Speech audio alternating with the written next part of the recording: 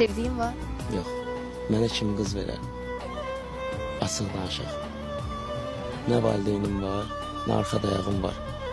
Ən azından xonça aparanım yoxdur. Mesela elə qız da, yəni mən nətər tapım, açıq danışaq da, mən nətər onu tapa bilərəm.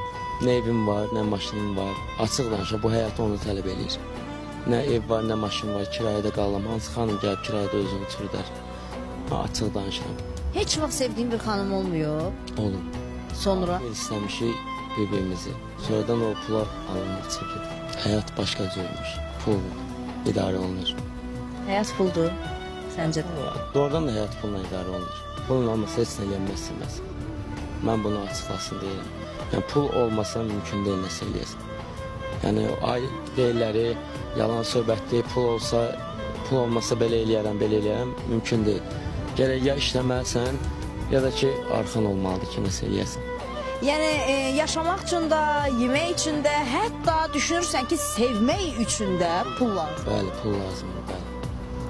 Sevmək üçün də pul lazımdır. Ən azı 5 manatdır.